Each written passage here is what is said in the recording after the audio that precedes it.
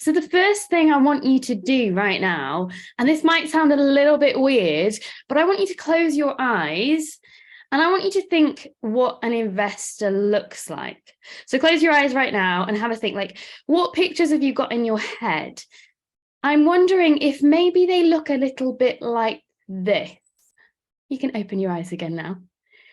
And maybe a bit of this and a bit of this. Was that what was in your head? Because I did a little Google and I actually created this slide on Canva and I just typed in investor because I was curious, like what was going to come up, what images, and I kind of guessed what images were going to come up. And it was this. But women, when we're investing, we are a little bit different to men. So what investors actually look like are probably more like you and me. Not necessarily the businessmen in the suits. And it sounds a little bit scary, doesn't it? Like, you know, we see these investors and they're wearing these suits. We imagine people sat, you know, with their newspapers. There's usually like a little Times newspaper in there, isn't there, in these images? So how are women different anyway? What does that look like? So investing is risky, isn't it? Like we are told that investing is risky. Does anyone here think investing is risky? And as women, we're told that we're risk averse. So we don't like risk. So men, yeah, they're very risky. They're willing to, you know, put all their money into this, put their money into that. But women, we're told all the time that we are quite risk averse.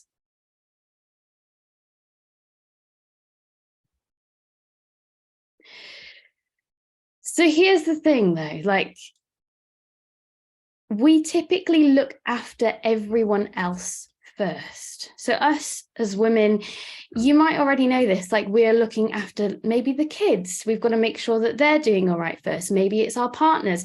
And it's this whole like societal thing that is put on us. We are programmed to look after everyone else first before ourselves. And we're told that it's selfish to look after yourself, but really it's not. Because how can you look after anyone else if you're not looking after yourself? Have you ever heard that saying before about, like, if you were stuck in a hole, would you rather me be stuck in that hole with you? Or would you rather me be outside of the hole, like reaching in to help you out? So if I look after myself, I can be the one that helps you out. So let's have a look now about how we're portrayed like in the media. And this was a study. What was the study, Katie? It was Starling, wasn't it? It was by Starling Bank. They did a study into how women are portrayed in the visual media. So they looked at all these different newspapers and things and how they were portrayed. And this is what the results of the survey were, which was quite shocking. Yeah, like look at that image. Look at those two images right now. So the first one is a picture of a woman and the second of a man. And you can see he's stuffing wads of cash into his jacket, whereas the woman is there sticking pennies into a piggy bank. Like they make us look like children in the media that they're using. So not only are we being told that we're risk averse and you know that we look after other people first, they're actually pushing these images on us. The banks are pushing these images on us. So there are a couple of quotes on there for you to read, actually from this article. Like I just don't get it. Like it is 2023 right now. Like how are we still doing this? How are we still pushing this on women?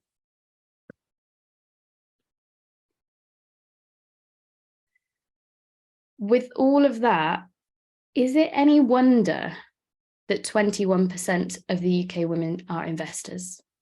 Like, yeah, well, there's no, like, only 21% of people that invest in the UK are women. That's crazy. So if you lined 5 people up, one of them would be a woman and the other 4 would be men.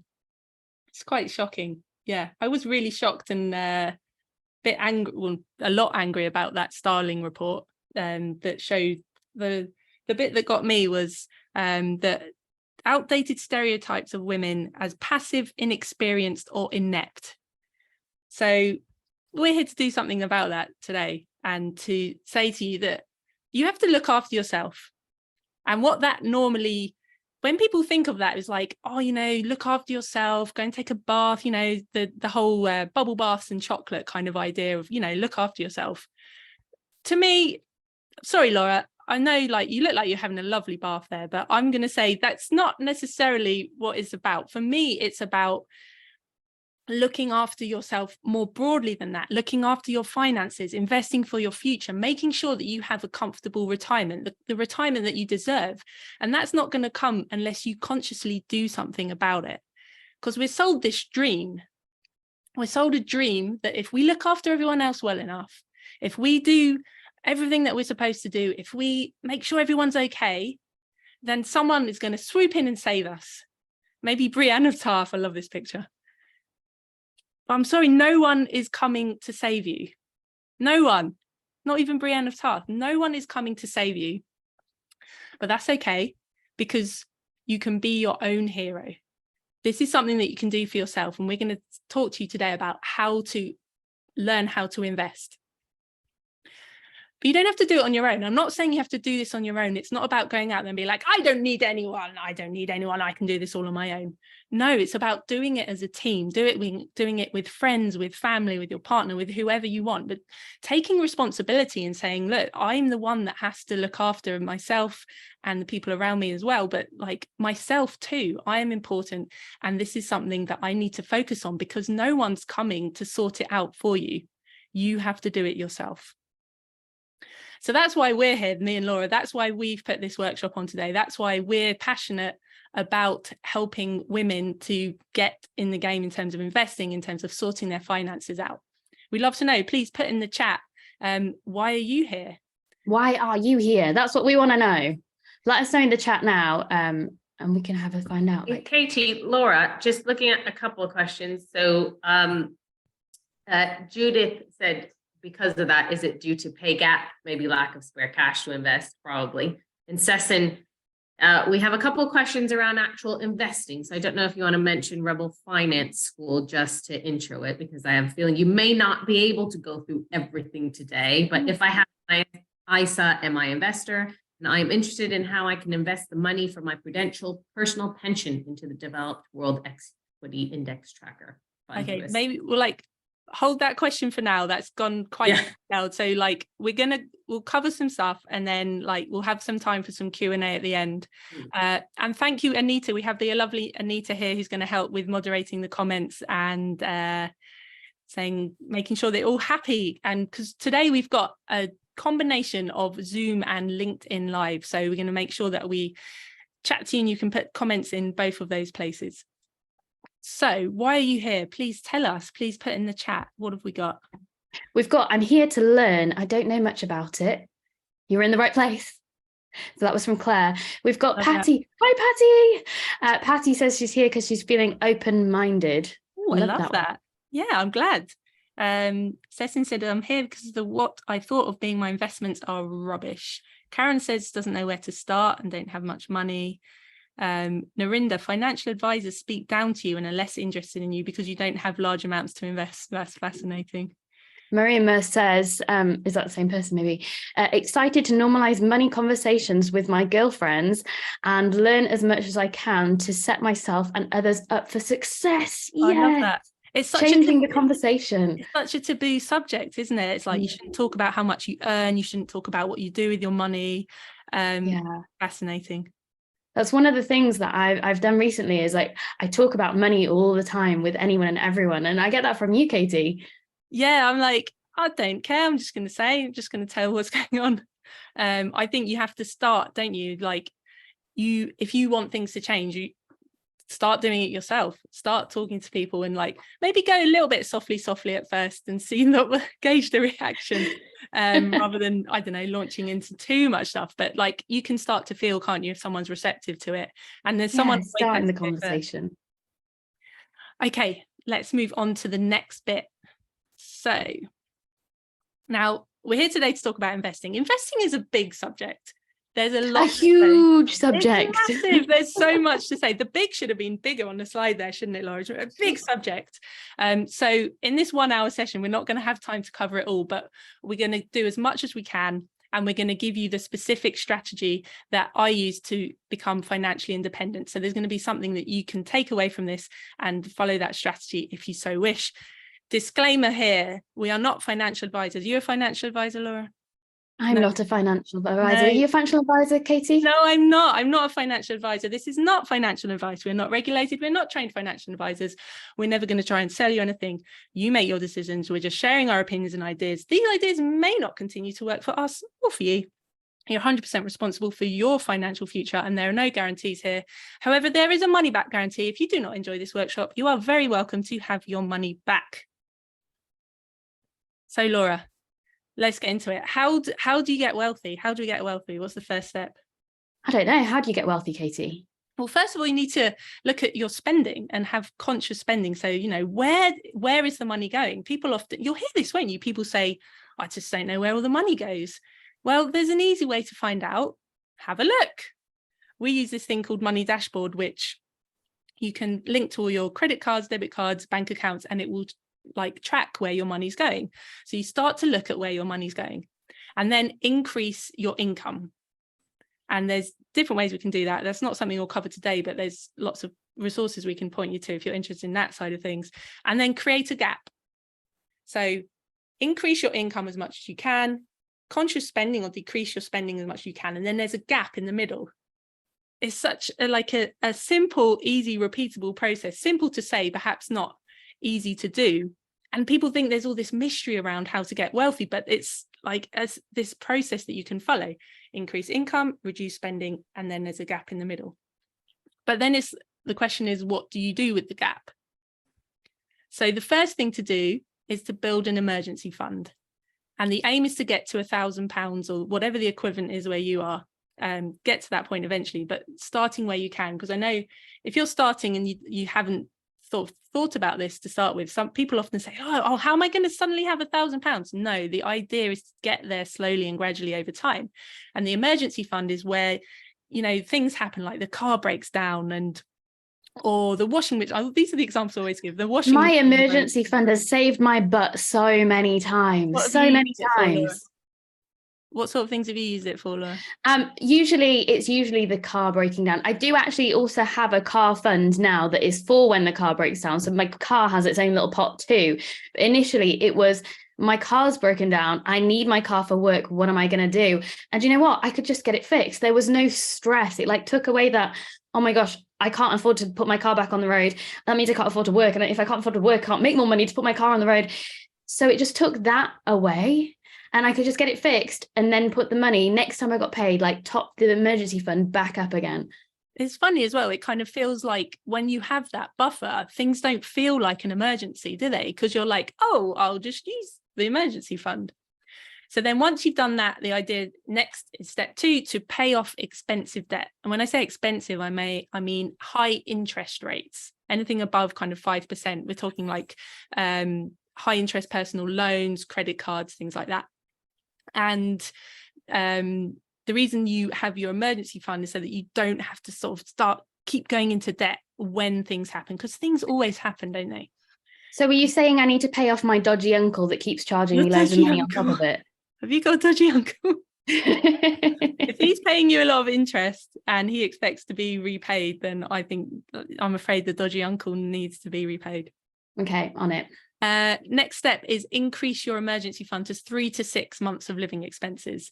Now, that's for things like, what if you get made redundant, you lose your job, you get laid off. This allows for things like that, where you've got that bigger buffer to allow for when things like that happen. And then if and only if you've done those first 3 steps, then you come on to investing in assets. And I'll explain more what that means as we go. So we're curious to know, are you ready to invest? So have you done those first 3 steps? Where are you in the steps? And we've got a poll, which I will launch now. So this is just for if you're in the Zoom. So if you're on LinkedIn, just put in the chat where you think that you are right now. So we've got step 1, I'm working towards my £1,000 emergency fund. Step 2, I'm paying off high interest rate debt. Step 3, I'm working towards my 3 to 6 month emergency fund. Or step 4, I'm ready to buy assets. And the results are coming in. At the moment, most people, majority seem ready to buy assets. So I will end that poll now. Last few votes coming in, and I'm going to end the poll. So that's interesting. About 70% of you ready to buy assets. And then we have 7% working towards that first emergency fund, 6% paying off debt, and 17% working towards that bigger emergency fund. Laura. I have a question for those who say that they're ready to buy assets. And my question is, are you sure? Ooh. Are you sure? Because you have to complete step 1, step 2, and step 3 before you come to step 4. Are you saying that you want to get onto the sexy stuff first? I am saying that because it's exciting. I don't want to do step 1, step 2, step 3. Like, I just want to get on and do it right now. I love this whiny, like, teenager Laura that's turned up right now. I'm loving this. I'd say, Laura, get your house in order. You need the strong, solid foundations to be able to be ready to invest. If you don't have an emergency fund, when things happen, things always happen. When things happen, you're going to be tempted to dip into the things that you've bought as assets, the things that you've invested for. And the idea when investing is to invest for decades, for the long term. So we don't want to have to be dipping into that stuff if things happen. We really need that really strong, stable base to get your house in order. So let's get into it, and let's get into what assets are and what liabilities are. So an asset is something that puts money into your pocket, and a liability is something that takes money out of your pocket. So is the car that you drive an asset or a liability? Put in the chat. Are you asking me? I'm asking anyone that cares to answer. Sonia says liability. Fizz says liability. Yes, liability. You're talking about my car. My car's an absolute liability. It's always down the garage. People think of their cars and their houses as assets because that's how we're trained to think. That's what we're trained to buy. But by our definition, it takes money out of your pocket because you have to put fuel in it. You have to pay for tires and maintenance and insurance and so on. So even if I buy a fancy car, it's not an asset? Especially if you buy a fancy car, Laura. Okay. Same with the house that you live in. People think, well, it's an asset, it's my biggest asset. But unless it's putting money in your pocket, which there's ways of doing that, of course, you can rent out a room and so on. Normally it's a liability. So the idea, the game to getting wealthy is to buy assets, not liabilities. But most people buy liabilities. They get their pay rises and they're like, oh yeah, I'm going to buy a bigger house and a fancy car and a random holiday home. And of course you need liabilities. You probably need a car depending where you live. You need somewhere to live and you might want to buy a house to do that. But if you have to buy a liability, buy a small one. And when I was working and I was earning really good money, I could have had any car I wanted. And this was the car I chose to drive, my lovely red Skoda Shittigo. And I just had to add this traffic cone. I don't know why, it just felt appropriate. So I could have driven any car, any flashy BMW, Audi, I don't know, whatever. And I chose to drive this beauty. And I drove her with pride because I was like, yes, I'm saving my money and putting it into assets rather than liabilities. But most people want to go out and they buy big liabilities to show off and keep up with the Joneses, and like, don't do that. Do the opposite. So buy assets.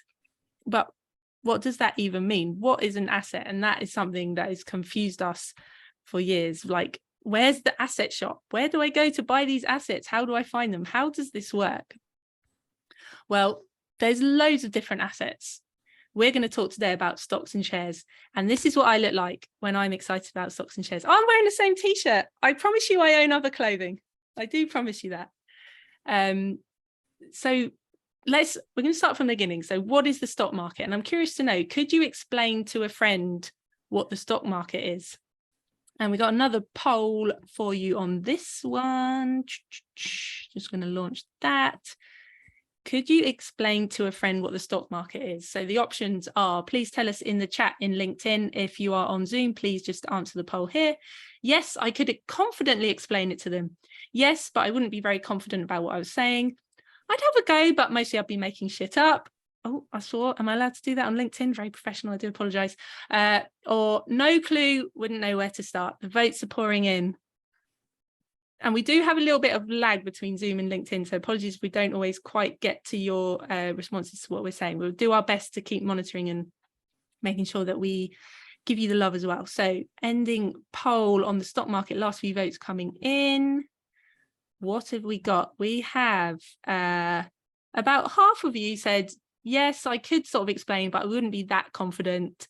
32%, so about a third of you saying I'd have a go, but mostly I've been making a bunch of stuff up. Love that. 10%, yes, I could confidently explain it to them. Very cool. And 7%, no clue, wouldn't know where to start. So I love the ones who admitted, they're like, yeah, but I've been making it up. yeah, I love that. They're just I give it a go. They're just a bunch of blaggers, aren't they? Just like, we'll see what happens. I feel quite sorry for these friends. I hope like maybe send them along here and we can help you out. So let's get into it. So we're going to start from the very beginning. I'm going to start from the basics because there's all sorts of terms that people fly around talking about this stuff, and we want to make sure that you understand what we're saying. So buckle in, baby. Let's get going. So what are stocks, shares, or equities? What are they? Well, first of all, It's frozen on my end, Katie. What's frozen? It's frozen on start. Oh no. There we go. It's caught up now. We're caught up now. Cool. Fine. So it's ownership of a company. So given that this is a female workshop for females and wanting to get into investing, I thought, what better to use an example of the Spice Girls from the 90s. Imagine they have this company called Girl Power Inc. And back in the day, they would have had these old school share certificates like this one, the Walt Disney one. They don't do that now. You don't get these pieces of paper, but just imagine like, okay, I've bought some ownership of a company and someone's given me this certificate. So you own a part of the business, and in this business, Posh, Baby and Sporty all own 20% of Girl Power Inc. I don't know the politics of this, but Scary Spice somehow has got 36% and Ginger's only got 4%. So I'm like, let's not get into the politics, but that's just what's happened. And we can think about that later. If they were to sell this company, they would get the percentage of the money reflected by their shares. So say they go and sell this for £1 million, Posh, Baby and Sporty would get 20% of that, Scary would get 36 and Ginger would get 4. Poor old Ginger. And again, and also if the business grows in values and their shares become more valuable, then they would get the value of that in their reflected in their shares. And you can own a part of any public company. So then what's a dividend? Maybe you've heard this term floated around, a dividend. Well, if companies make profit and they want to share out their profits with the owners of the company, that's what a dividend is. And it's always done in proportion to how much of the company you own. So let's say Girl Power Inc., they've done really well this year. They've made 10 grand profit and they want to share that out. So it's given in proportion to their shares. So we have £10,000 profit. Posh owns 20% of the business. She gets 2 grand. Same for Baby. Same for Sporty. Scary, she gets £3,600 because she owns 36% of Girl Power Inc. And Ginger gets £400. So that's just how it works, that the profit is shared out in terms of how much of the company is owned. So let's use an example that maybe you have experienced yourselves. So say you go into the shop and you buy an Apple product, you buy an iPhone, you give your money to Mr. Apple. Imagine if his name was Mr. Apple. You give your money when you go into the Apple store, you give your money to them and they make a profit. Apple make quite a good profit on what you've done because you've given them the money and they're like, thank you very much. It cost us pennies to make this iPhone. I've made a big chunk of profit. And then they want to share that profit with the owners, the people that own the company, the shareholders. Now, Laura and I both own index funds, so we own Apple shares. So when you go and buy your iPhones, that profit goes into Apple and then comes to us. So keep buying those iPhones. That's the message. So to broaden that out as well, to think of sort of Apple as a whole. So say last year, one of their profits they made was $14 billion. That's a lot of iPhones. and there's 16 billion shares or owners. So each individual share, that person would get 88 cents dividend for that share. So they're sharing out their profit. They want to give the money to the people that own the company. Each share is entitled to this 88 cents per share. Now, don't worry, when you don't need to know like the maths or to like think about, oh, like this profit and that and divide it. Gosh, I'm so glad, Katie, because my head, I couldn't work out those maths.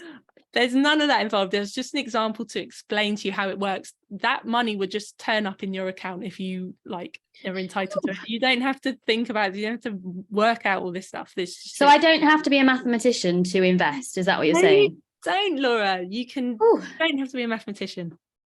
It's easy. You can do it. Anyone can do it. Okay. Now, so we've explained what stocks and shares and equities are, and we've explained dividends, which is paying out the profit. But like, what is the stock market? Well, it's a market where you buy stocks. Now, my English teacher would be very upset with me right now because they always say, don't they, you can't just use the words that are in the term to explain the term. So let's go into it a little bit more. Well, there's different markets in different countries. Maybe you've heard of the London Stock Exchange, the New York Stock Exchange in the States, and NASDAQ, which is another stock exchange in the States, another stock market. Stock exchange, stock market, same thing. Or the Tokyo Stock Exchange is in Japan. They're not particularly creative or imaginative with the names for these things. So the London Stock Exchange is in London in the UK. So private companies like Girl Power Inc., you can't buy them in the open stock market. They're private. Public companies like Apple Inc., yes, you can go and buy them. You might have heard as well, companies, oh, my company was floated on the stock market, or, oh, my company's listed on the stock market. What does that even mean? So listed just means that it's on the list. It's one of the public companies that you can buy and sell and trade in these stock markets. Floated just means the first time that it is entered into the stock market. So my company is floated on the stock market coming up, meaning it will be in the stock market for the first time. And anyone can come to this market and buy and sell companies. This is what an old school stock market looked like. I can't actually see any women there, Laura, can you? Don't think so. Do you think they have a separate one for women? Yeah, maybe. Is that what it is? They got the secretaries out the back actually doing the proper work. Now obviously it's all online. You don't need to go physically to a market or anything, but that just sort of give you the idea of, it is a market, people coming and buying and selling shares and companies between them. You might as well have heard things like the market is up, the market is down, the market has crashed. What does that even mean? Market is up. It just means that overall, the value of the companies that are in this stock market has gone up.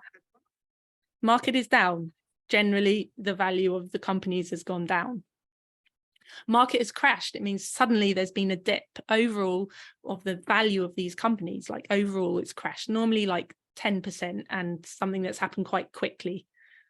Because I always heard this for like years, like market is up, market is down, the market's down 5% today. What does that mean? So hopefully that will now explain to you what that means, because that was one that confused me for a long time. So how do we invest in this thing called the stock market? How do we do that? Well, there's 3 ways: stock picking, actively managed funds, or index funds. And we're going to go into what each of these means. So first of all, stock picking. This is where people choose a company to invest in, and they might go, I'm going to buy Apple shares, I'm going to buy Google or Tesla or Microsoft or, I don't know, Lloyd's Banking Group, Diageo in the UK, whatever it is. People seem to pick brands that they believe in. They're like, oh, I really like Facebook. I don't know if anyone ever says that anymore, but they're like, I really like Facebook, I'm going to buy Facebook. I really like Google, I'm going to buy Google shares, whatever it is. And it's just something that they feel connected to. Or they do some analysis and they say, oh, that's undervalued, meaning they think that the amount they can buy the company for, buy the shares for, is below what it's selling for. So they like, oh, that's a good deal, I'm going to get that. People are saying like, I know more than the market does. I know something. I've got some kind of inside edge here that I think I know that this stock's going to do really well.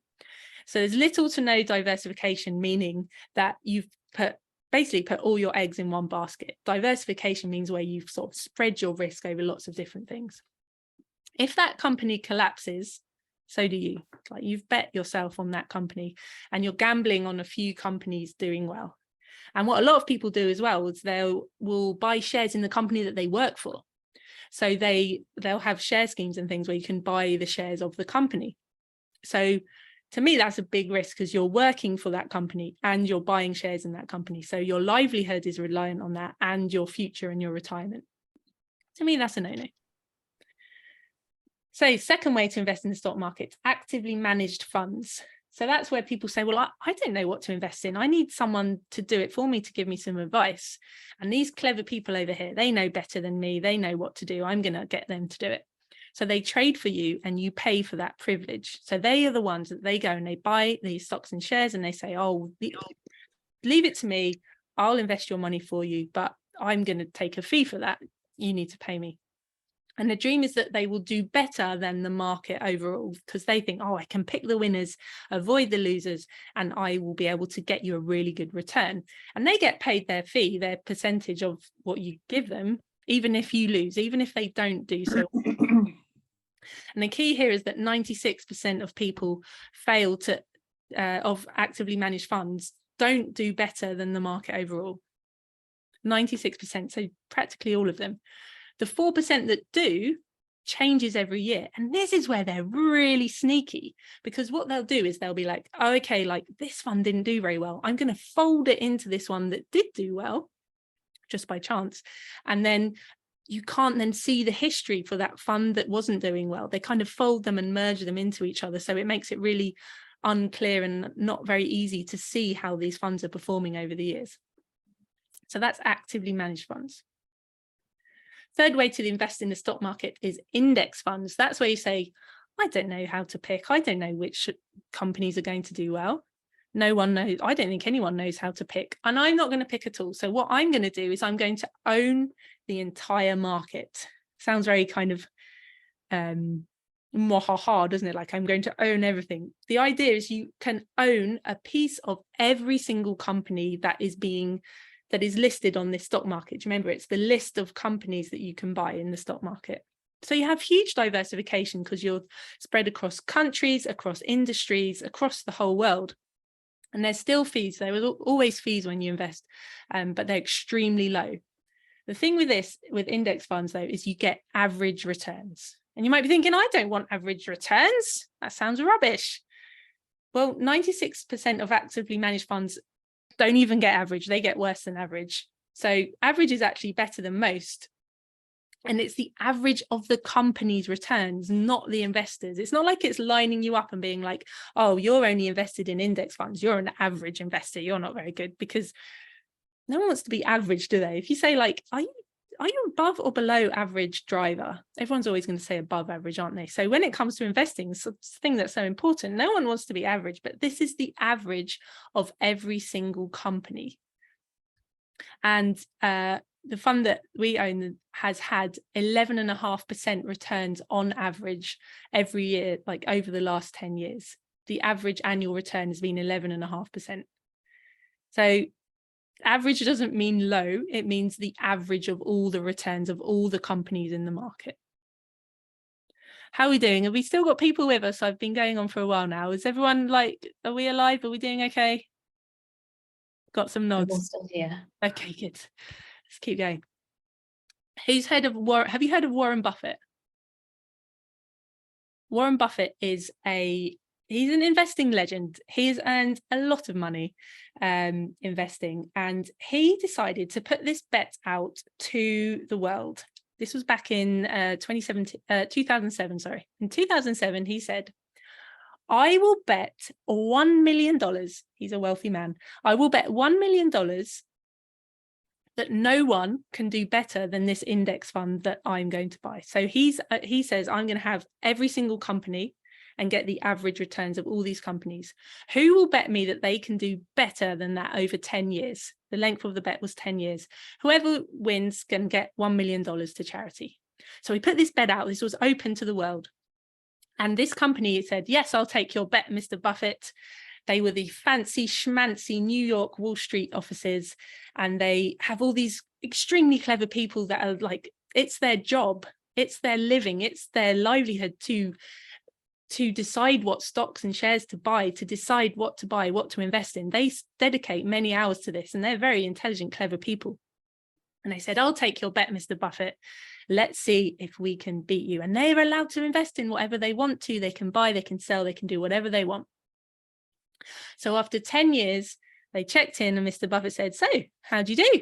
Well, I invested in index funds and I, on average, got 7.1% over the last 10 years. So it was 2007 to 2017. The actively managed fund, Mr. Fancy Schmancy in New York offices said, oh, and you got 2.2%. Now, that difference, like, it's a big difference, but it doesn't seem that much, does it? Let's kind of put that into perspective with how much money you would have got if you'd have like backed each of those different horses. So say you said to Mr. Active Fund Manager, I've said Mr. a lot there, haven't I? That shows I've been like conditioned to talk about men doing all this investing as well. Naughty, naughty, Katie. Mrs. Active Fund Manager, say I said to her, like, I'm going to give you £10,000 and I'm going to bet on you and see, like, invest my money for me in whatever you're going to do. And she will have given me 2.2% return. So after 10 years, I'd have £12,431.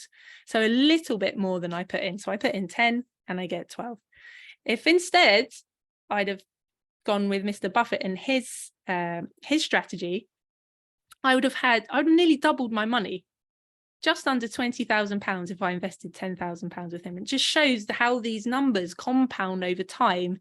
And yeah, it's a big difference. That's an incredible difference. So you can tell by the size of the font as well. I was like, this is a big number. So I think you can probably tell based on the way I've been speaking and describing which one is the rebel strategy. We invest in index funds.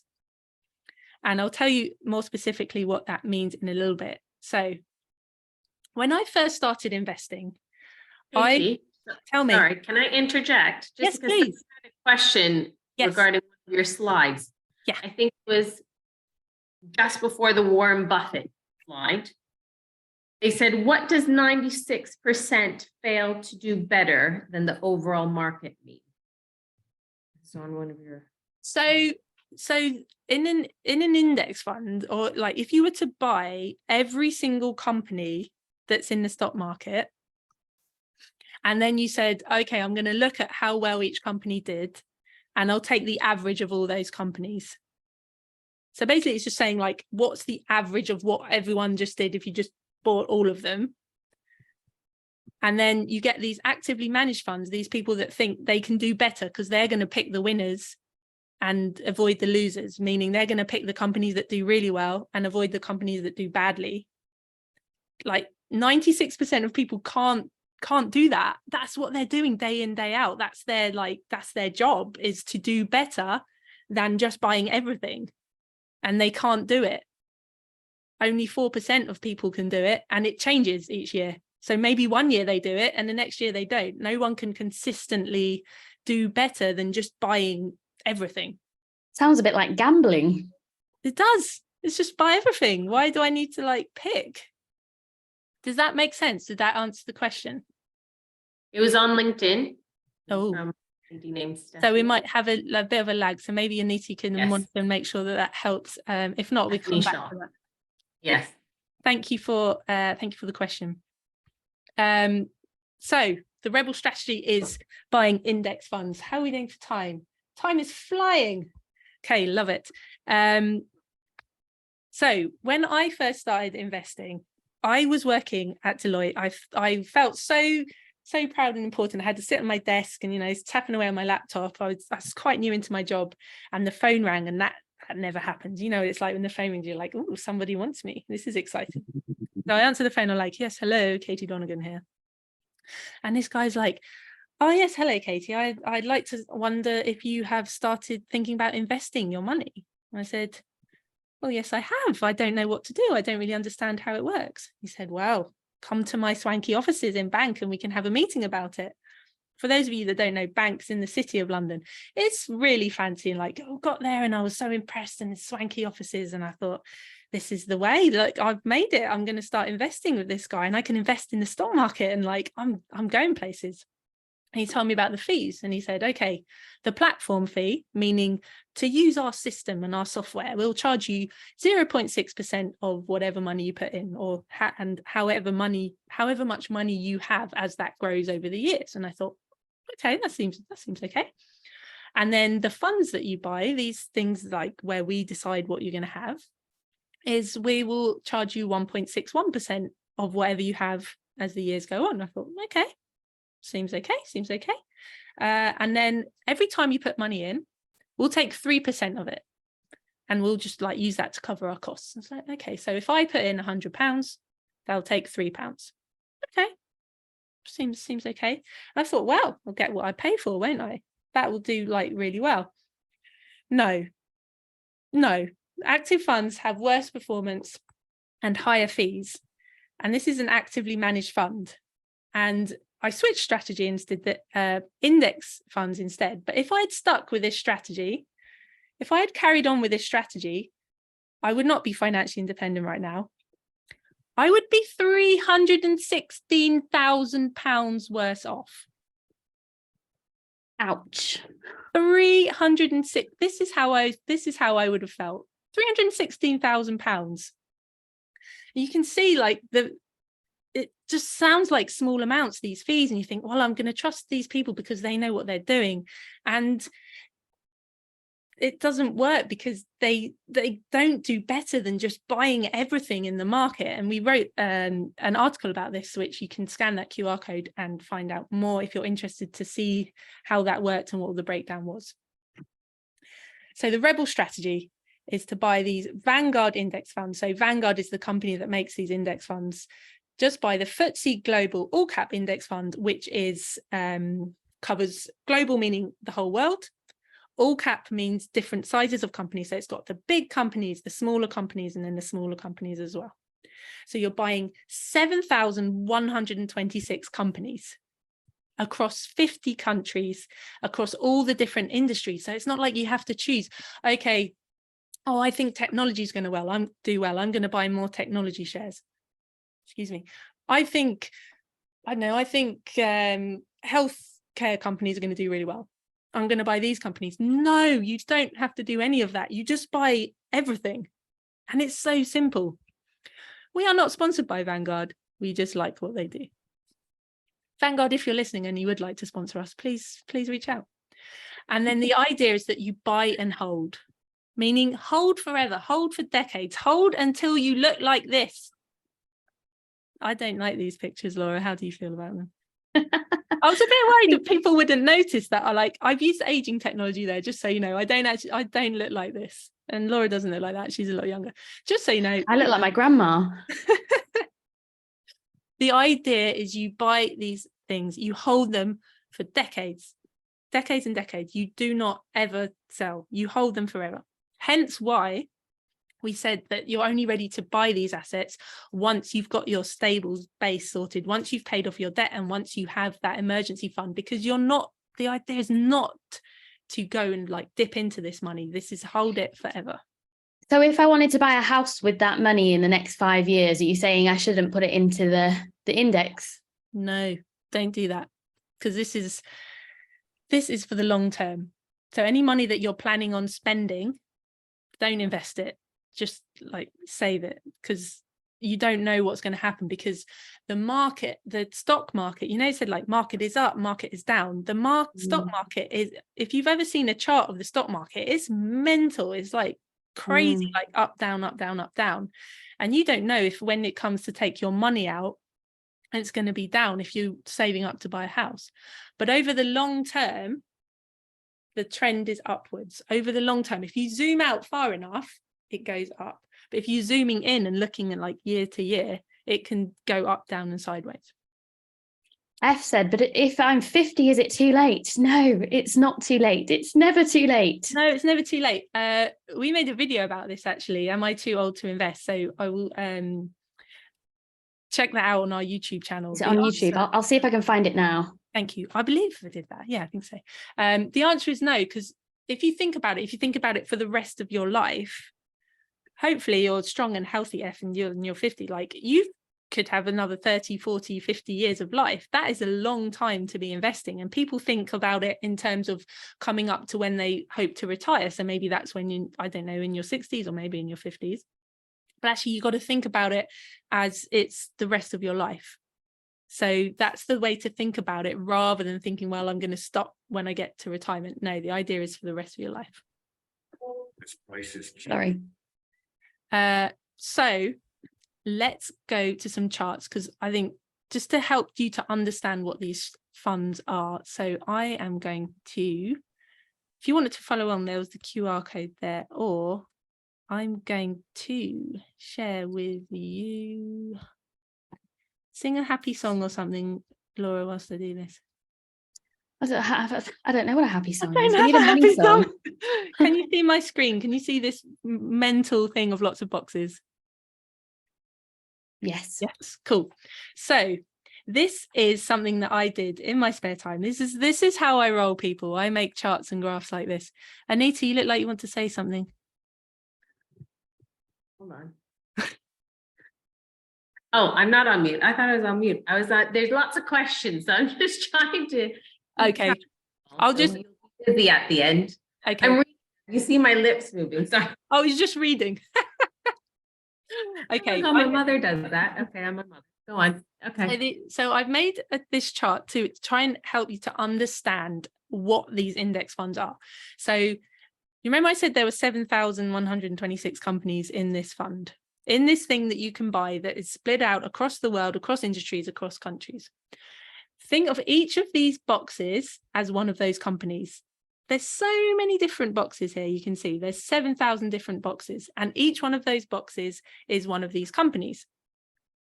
And the size of the box is how much in that fund that company is. So, for example, the biggest company in the fund is Apple, and that's in the States, and 3.25% of the fund is Apple. So say you were to buy £100 of this fund, well, £3.25 of that would be Apple.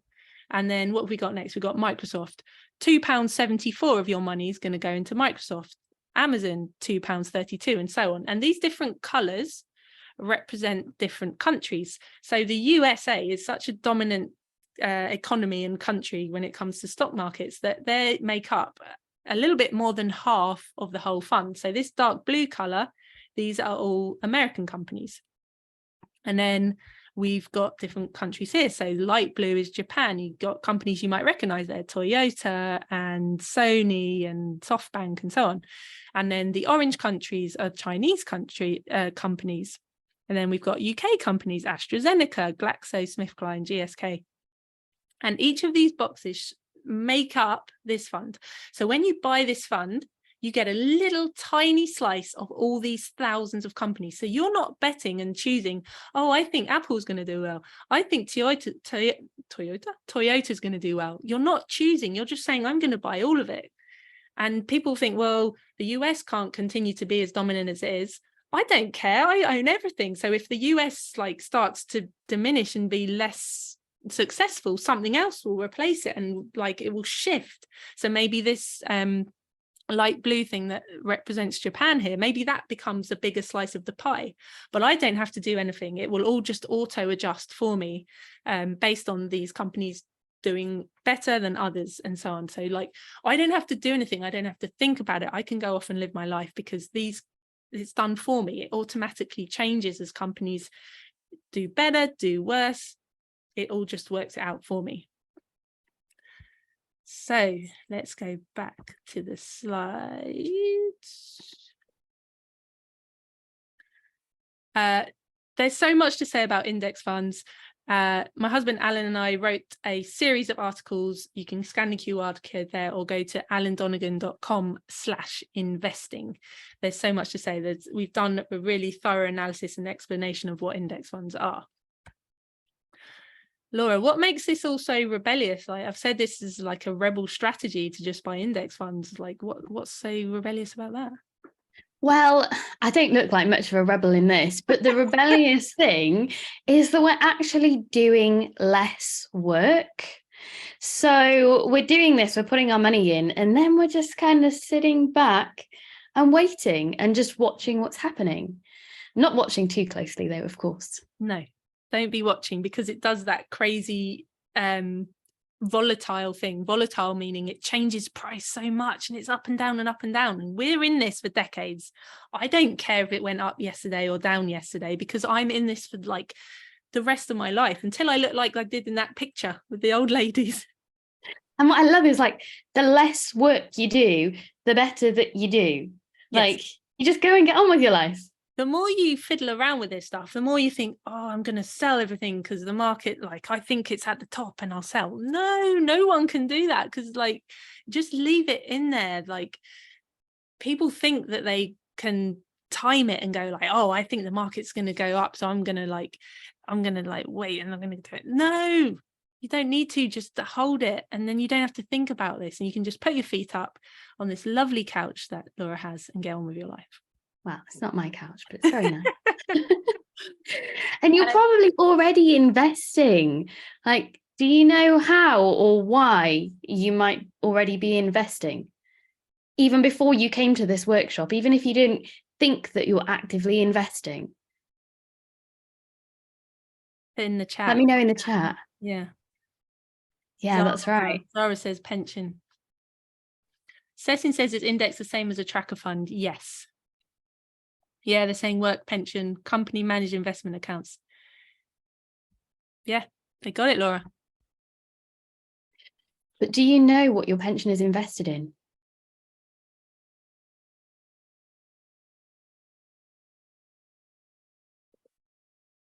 What are people saying? No. A couple of no's there. Yeah, so we were curious. Everyone says no. Mostly saying no. Yeah, curious to know. Like, we had another poll for you here to say, do you know what your company pension is invested in? So the options are, and again, if you're on LinkedIn Live, please just put in the chat, I've thoroughly reviewed and understand the options available to me, and I've decided to invest in the fund that I have chosen. I thoroughly reviewed and understood the options available, and I thought the default fund was pretty good, so I went with that. I picked some random funds that sounded interesting. I'm investing in the default fund and I have no idea what that is. Or I don't have a pension with my employer. Maybe you're self-employed or you don't have a job at the moment, so not applicable for you. The results are flying in. Had 50 something votes. Last few votes coming in, and then I'm going to click end on the poll. 3, 2, 1, end poll. This is fascinating. So nearly 60%, so over half of people have said they're investing in the default fund, have no idea what it is. 16% of people, if you combine, like, they thoroughly reviewed the options and decided what to do. That's great. So 16% of you are like, okay, I've looked what's out there and I have decided, like, that's what I'm going to go for. And then if you combine, so 59%, I'm investing in a default fund, don't know what that is, and 5% just pick some random funds, don't really know what they are.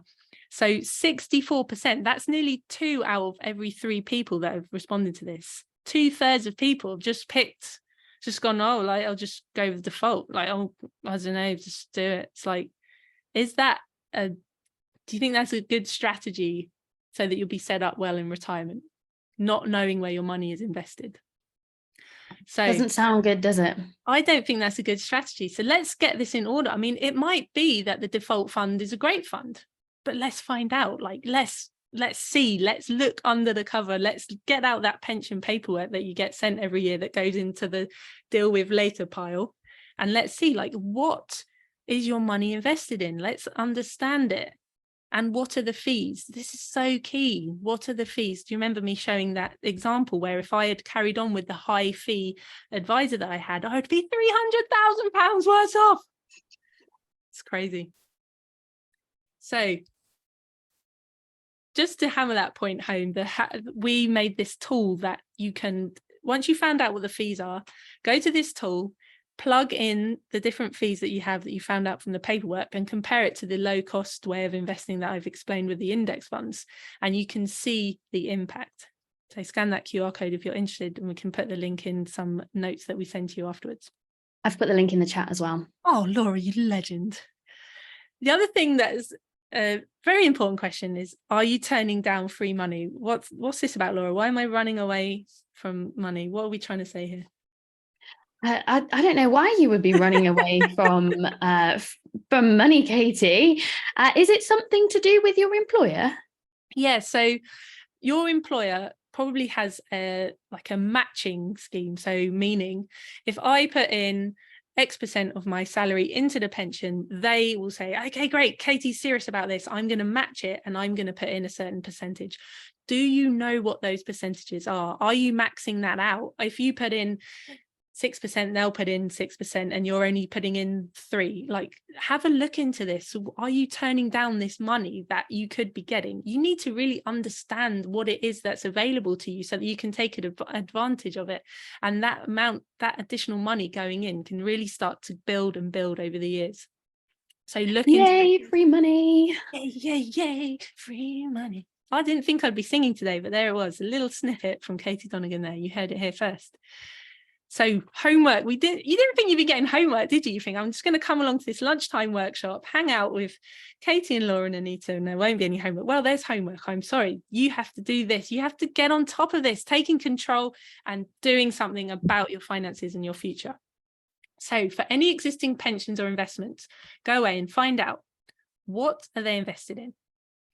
Ask your employer, ask whoever it is that you have invested, log into your investment accounts. It might take some effort. There might be a few little barriers to doing this, but be persistent. You might need to find this different paperwork and this paperwork, find this login. This is so important. This is something that you can do to really look after yourself. What are they invested in? What are the fees? And you might, when you do this, they have these things called fund fact sheets. It's the piece of paper that explains what the fund is invested in, what countries, what companies, what sectors, and all these things. We did a workshop explaining how to read those fund fact sheets because they can be overwhelming and there can be many layers to it. So that QR code will take you to a YouTube video where we did a workshop taking you through all of this stuff. So that is your homework. And we have a secret. It's a big one. What's our secret, Laura? So the secret is that it doesn't matter who you are. It doesn't matter where you're from. It doesn't matter the color of your skin. It doesn't matter whether you're male or female. The stock market, the index fund, they don't care. It doesn't care what age you are, none of it.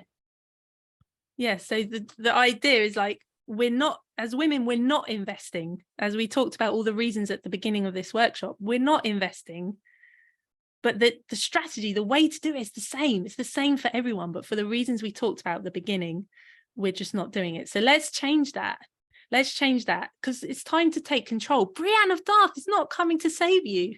It's time to stop blindly just accepting the default. It's time to get on top of this. And we're here to help you through this workshop and through other things that we can do to help you, because we've had this 1 hour together today, which is drawing rapidly to a close. But a little bit of knowledge is a dangerous thing. So I've tried to give you what you need to get you going. But there's so much more to be said about this, about setting that strong foundation to make sure you actually are ready to invest. So my husband, Alan, and I, this is Alan on the slides looking confused and scared and all those things. His face normally like that. It's very, very alarming. We have made this thing called Rebel Finance School. Now, I'm inviting you to come along to Rebel Finance School. It's happening this summer. It starts on Monday, the 12th of June, every week for 10 weeks. This is not the part of the workshop where I'm trying to sell you something. This is free.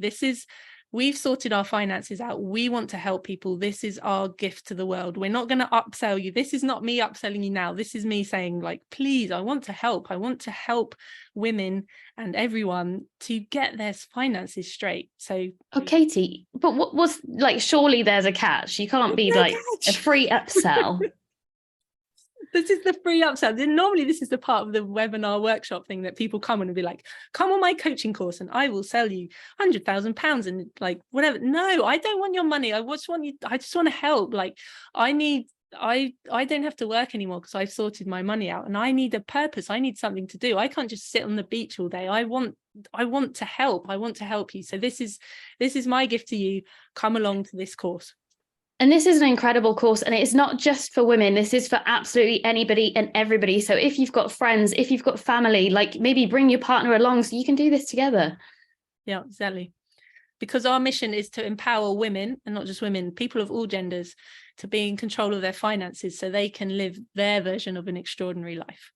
Because my life, the way I want to live my life, is different from Laura's, from Anita's, from anyone that's on this call. And we just want to help so that you can do that, so you can have your money the way you want it, so you can be set up and spend the time the way you want to. So the question is, will you help us with this mission? Will you tell a friend about Rebel Finance School, or send a friend the link to this workshop? We're recording this, so we're going to send you the video and the link to the video afterwards. If you're watching on LinkedIn, you can catch up, and that will always be there. But the key also is to look after yourself. So come along to Rebel Finance School. It starts on Monday, the 12th of June. Sign up now. Go to rebelfinanceschool.com. Literally now, like get your phone out, type it into your thing, because then you can come along. And there's this random guy, Alan, that's my husband, and me running it together. And that's what we look like every Monday night. It's a 10-week course, runs for 90 minutes every week. And then we stick around to answer questions afterwards. So I'll give you time. Liz said I can't make the first date. That's okay. We'll be recording it so you can catch up during the week. I know times can be tricky. It's every Monday evening UK time, but we record it. It's like, yeah, you can catch up during the week. Come along when you can. It's best to come live and sort of go through the whole cohort. But if you can't make it live, we have the videos up immediately, because it's live streamed. So they're immediately there and you can catch up ready for the next week. Sign-ups are flooding in.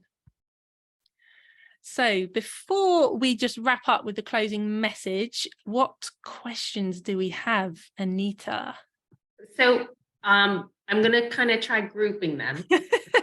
We've given you quite a tough task, haven't we? And then a few people kind of asked, I was like, no, that's the same question, but a different way. Okay, what have we got? I think a big question that was asked was, okay, we're investing and putting our money in all these funds. How do we get it out? Is it dividends? What happens in the future when we want to take it? Where are we investing in how we can take it? So the way it works when it comes to actually living off your money, is the idea is that you live off 4% of what you have invested. So to work out how much money you need invested, you you need to work out how much money you spend a year, or how much you want to spend when you're retired. And you times that by 25, and that gives you how much money you need. The idea then is that you can live off 4% of that. So say you want to spend £40,000 a year, times that by 25, you have £1 million that you need to have invested. That sounds a lot, but like power of compounding means that it's not like you have to save £1 million, you can get there. And then the idea then you live off 4% of that, which is £40,000. And then how does that 4% come about? Well, the dividends, so the profit that you are entitled to as owners of the company, all these different companies in your fund, amount to normally a little bit under 2% of what you have invested. So you need 4%. You think, well, where does the rest come from? You actually sell off a small amount of what you have invested. So it's not quite buy and hold forever until you look like old ladies like me and Laura. You do sell a small amount, but that's only when you start to come to live off it. How was that as an answer, Anita? 5 out of 5? I don't know. Everyone, did that answer questions? Because a lot of you had that type of question in terms of living it off. So we'll see when the comments come. And I just want to add quickly as well, like if you are feeling confused about these and the numbers, even just what Katie said there, this is something that we're going to go over in the Rebel Finance School in depth, in detail. And what else we've got in the Rebel Finance School is that it's going to be live streamed just like this, as well as in person. And what we can actually do is unmute people to get you on. Like if you've got very specific questions, like that's a great place. And we're going to make sure that we answer them all over in Rebel Finance School. Yeah, one of the things that people love, and the feedback that we've got from people coming to Rebel Finance School, is that we stay on to answer, like we stay on and win the party and answer every single question. And we don't have time to do that today because it's just a short 1-hour workshop whilst you're having lunch in the UK. So normally we would have everyone come on and we'd have a chat and like really get into the details of what you want to ask individually. And that's what people love when they come on Rebel Finance School. So yeah, normally we would have it that people can come on. Yes, whereas today we'll just get through the questions this way, as many as we can. Yes, thank you. So I'm just eliminating all the dividends questions. A lot of them. Everyone wanted to know, but how do I get my money back when I retire? Yeah. And then there were quite a few questions around the fees and the difference with free fees. And if anyone uses like Hargreaves Lansdowne, how do you know if, let's say with Vanguard, so how do you know if you're paying, if that's the best or other ways? But I think you sent a link on that. Is that correct? The link, I had the link as to what is an index fund and sort of understanding that, and there is one on fees in there. The key is to minimize the fees, and you say, well, how do I know that? How do I know if I've got the lowest fees? If you're just starting out, Vanguard themselves, so they have these funds you can buy. They also have a platform, meaning like I go to vanguard.com, well, it's not .com in the UK, but I go to Vanguard's website, and through their website, I can buy these Vanguard funds. And their fees are extremely low.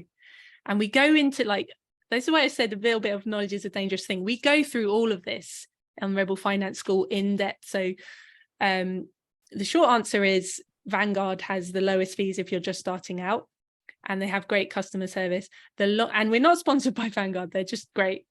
And then the longer answer is, if you are ready to invest, if you have that money and you're like, I'm not quite sure, I don't know what to do, like, but this has sort of whetted your appetite, please come along to Rebel Finance School, because we go through all this in detail and we like build it up slowly and explain to you, because there's tax efficient ways of investing as well that the government kind of wants to incentivize you to invest, and like we go through all of that in detail. So the short answer is Vanguard.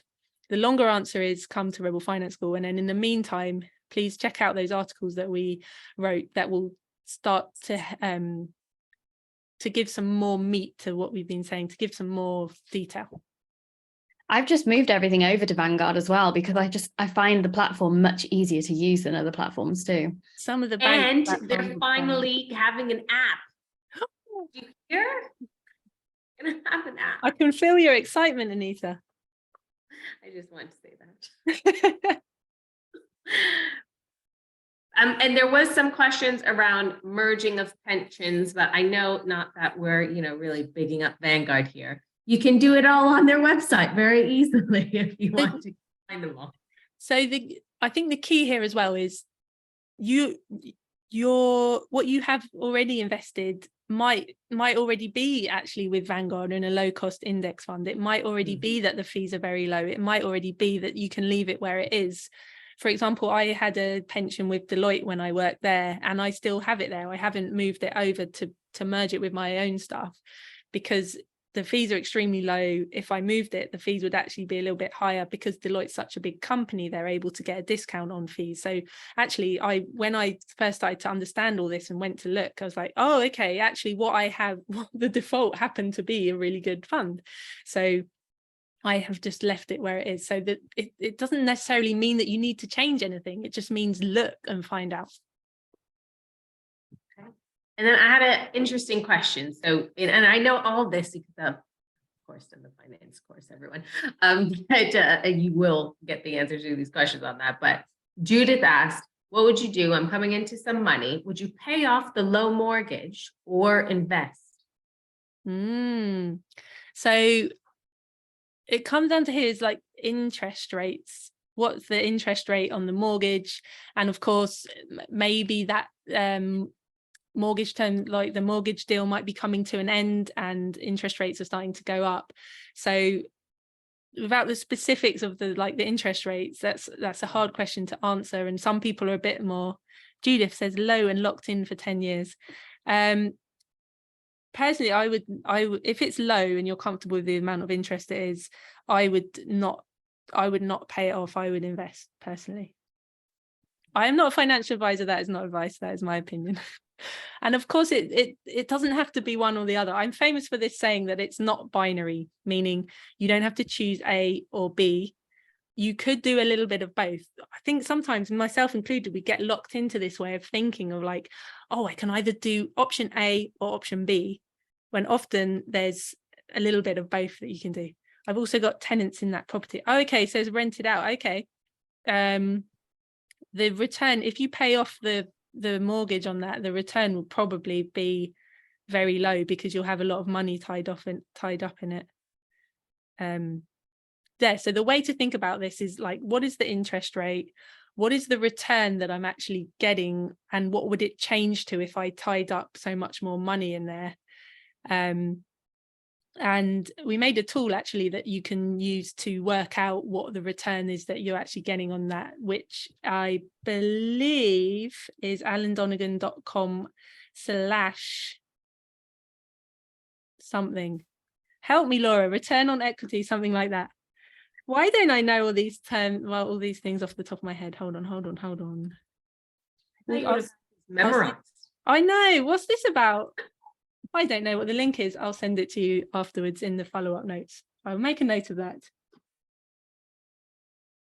What other questions have we got?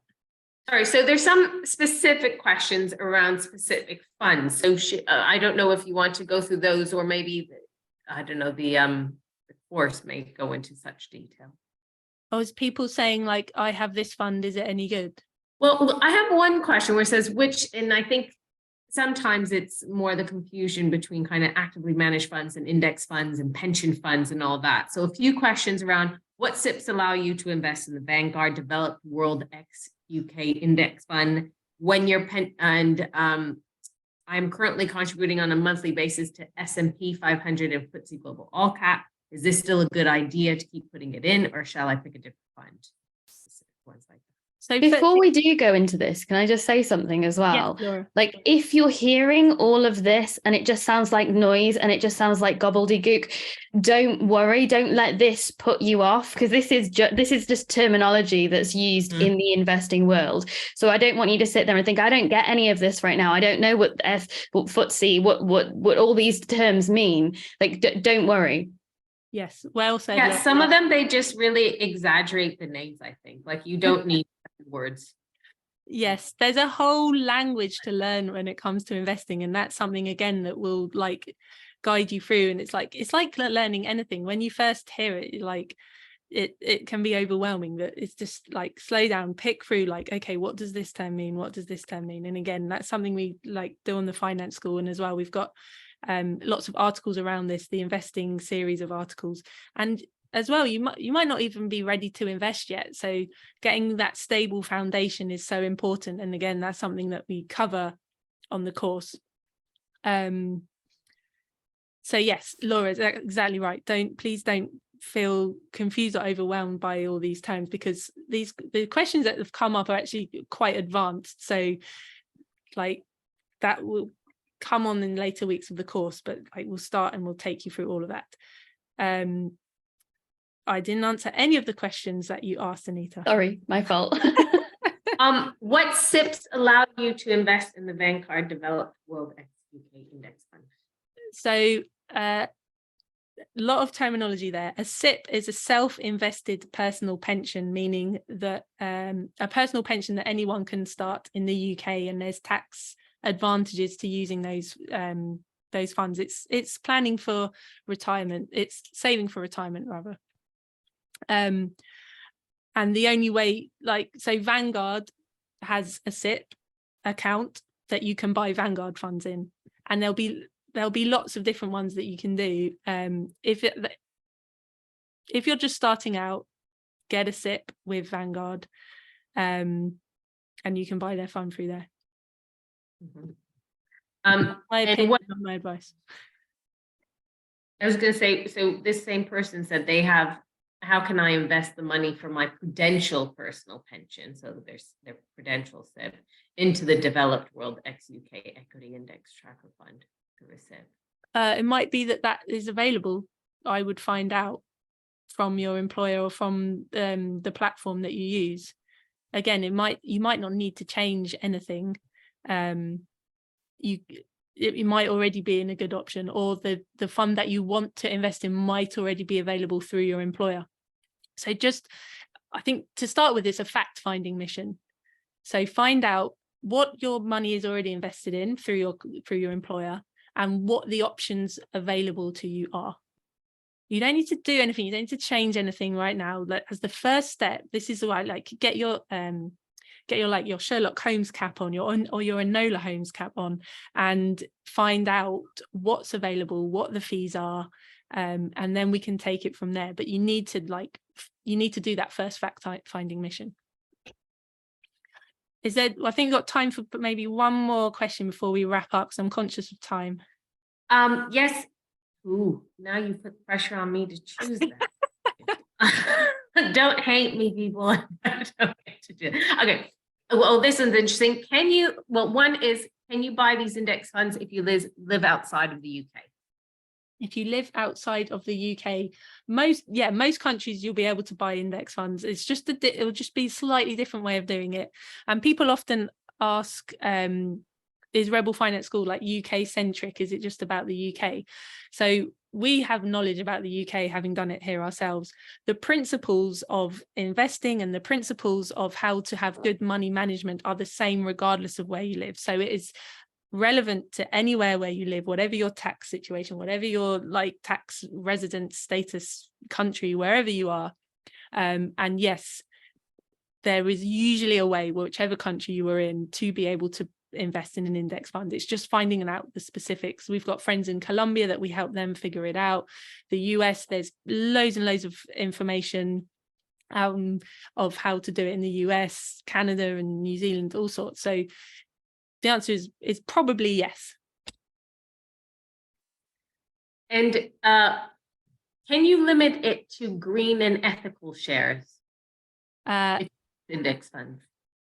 You can. There are these funds called ESG funds, ethical and social governance. To me, that's another way of stock picking, because you're choosing these different companies. We wrote a whole article about this, and we got a video coming out as what is an ESG fund and what we think about them. To me, it's best to just buy the overall index fund. And if you want to make a change with to what people are doing to the environment, to the world, then vote with your pounds that you're spending rather than the way that you invest, because that has way less impact on the things that you want to change. If everyone stopped buying the product of the company that you think is not ethical or not green or not doing well for the planet, then they would either go out of business or they would have to change their ways to adapt to things that people did want to buy. So vote with your spending pounds, not with your investing pounds. And can I ask one more question, just because someone Oh, right, Anita. To the homework. I'm working for you guys. So, it says, with the homework and doing the asking questions around the pension and your workplace and where it is, somebody asked, are there any specific questions that you should ask to find out what it is invested in? Because it can be very difficult to understand the jargon. The key is to get there'll be this fund fact sheet, and it will say the name of the fund. It will say normally like what the fees are to invest in that fund. And we want to keep that really low. So there's two different funds. The FTSE Global All Cap with Vanguard in the UK is 0.23% to invest in that fund.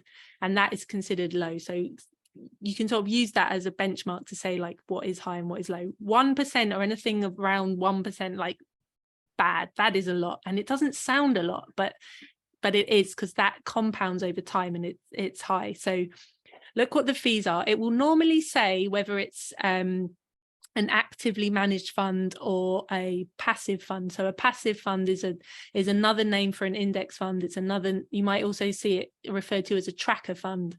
So that's another thing that it will have on that fact sheet. And again, there's part of the homework is, if you're so inclined, is to watch the Deciphering the Fund fact sheet workshop that we recorded last year. So once you've got that information, you're like, okay, now what do I do with this? Watch that workshop and it will take you through understanding those documents that they're going to send you when you ask what your money is invested in. I'm sure they say thank you. I'm sure they do. I forget who asked. There's so many questions, and I haven't gone into them all, so I'm very sorry. Come to the finance course because your questions will be answered. So let us wrap up. Laura, do you want to close us out? Do you have any closing thoughts? What do you want to close us and take us out? Sure. Let's do it. Are you needing a rest? You've answered so many questions, Katie. You're just like a whiz. You just sat there and you're like, yeah, I'm going to help you. I'm going to help you. I'm going to help you. And I just want to say, like, that is how Alan and Katie run the course as well. It's just to help as many people as possible. And I'm just in awe of what you guys do and what you have done with Rebel Finance School. Thank you. But we'd love to finish with this question. Like, are you normal? Do you think that you're normal? Because here's the thing, like, I'm not normal. Katie, are you normal? No. I was saying to Alan about this the other day. My husband, he's like, "You're so weird," and I was like, "Oh, that's not very nice." And he's like, "What? Would you rather that you were normal?" And I was like, "Oh, actually, yes. Thank you for the compliment. I am weird." When anyone calls me weird, I'm like, "Thanks." I know.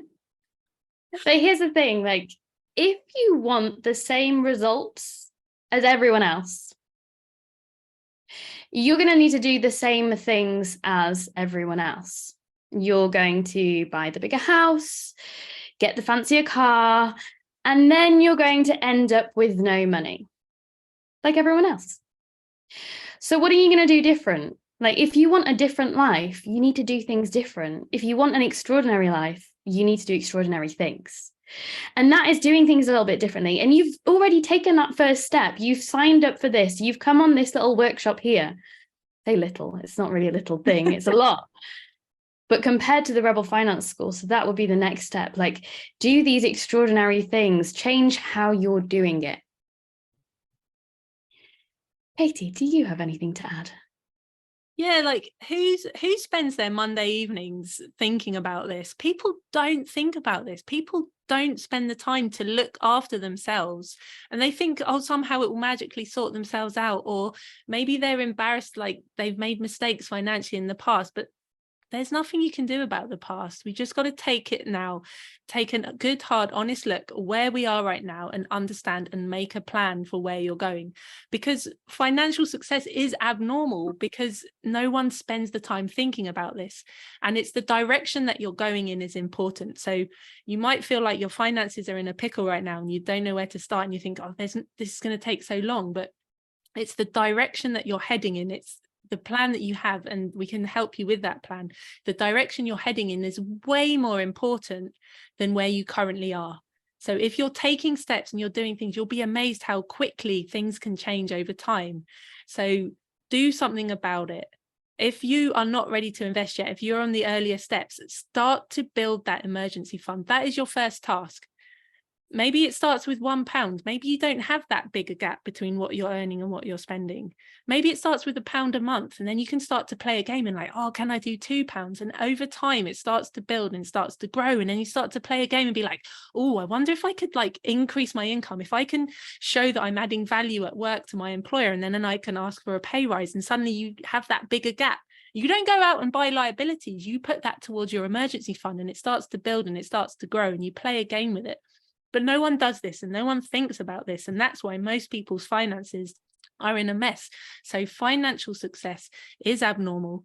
Be proudly different. Do something for future you. Take control now, and you'll be amazed where you end up.